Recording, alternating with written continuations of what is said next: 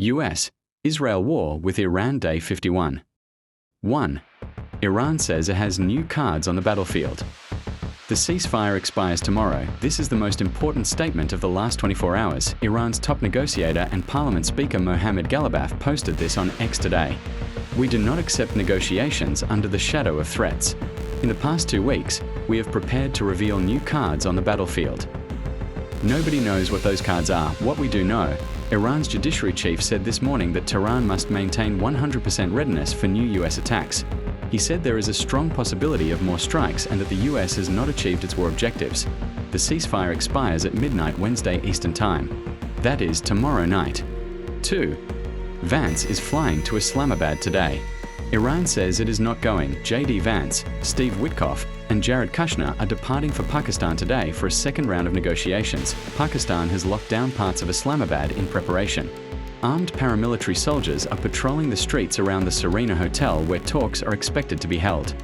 Iran's foreign ministry said this morning it has no plans for the next round of negotiations and will not negotiate under the shadow of threats.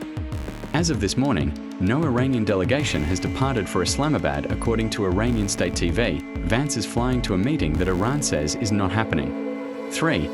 Trump says the ceasefire expiry is Wednesday evening and an extension is highly unlikely. Trump clarified the deadline last night. The ceasefire ends Wednesday evening Washington time. He said extending it is highly unlikely if no deal is reached. When asked directly whether fighting would resume immediately if talks fail, Trump said, "If there's no deal, I would certainly expect." He also posted on Truth Social that the blockade is absolutely destroying Iran. They are losing $500 million a day, an unsustainable number, even in the short run. Then he added, "They're going to negotiate, and if they don't, they're going to see problems like they've never seen before." 4. Trump now says extracting Iran's uranium will be long and difficult. This is a significant shift from Trump's earlier public statements that Iran had already agreed to hand over its enriched uranium. Last night Trump posted, "Operation Midnight Hammer was a complete and total obliteration of the nuclear dust sites in Iran. Therefore, digging it out will be a long and difficult process." The IAEA has confirmed Iran holds approximately 2,000 kilograms of enriched uranium buried across damaged nuclear sites. Around 450 kilograms is enriched to 60% purity, enough for roughly 10 nuclear bombs if further processed to weapons grade. Iran's foreign ministry has consistently denied any agreement to transfer uranium to the US. 5. The US is considering a $20 billion cash for uranium deal. According to Axios, the Trump administration is privately exploring offering Iran $20 billion, drawn from Iran's own frozen assets abroad in exchange for handing over its enriched uranium stockpile. The proposal would essentially allow Iran to be paid with its own money to give up its most strategically valuable asset. This has not been confirmed officially by either side, but its existence signals that the US may be willing to offer substantial economic incentives to resolve the nuclear issue without resumed bombing. 6. 3 US aircraft carriers are now converging on the Middle East simultaneously. The USS Abraham Lincoln is operating in the Arabian Sea near the Strait of Hormuz. The USS Gerald R. Ford has transited the Suez Canal and is now in the Red Sea. The USS George H.W. Bush departed Norfolk on March 31st and is expected to arrive in the region within days, rounding the Cape of Good Hope to avoid Houthi threats in the Red Sea. When the Bush arrives, 27 US Navy vessels, roughly 41% of all ships actively deployed at sea worldwide, will be operating in the region. 7. Oil is at $95 a barrel, still 40% above PRE war levels. Brent crude traded at just over $95 this morning. Before the war began on February 28th, it was around $70. That 40% premium is sitting directly in gas prices, grocery bills, airline tickets, and shipping costs for every person on Earth. Zero tankers transited the Strait of Hormuz again yesterday. Ship tracking data shows it remains one of the quietest periods in the channel's history.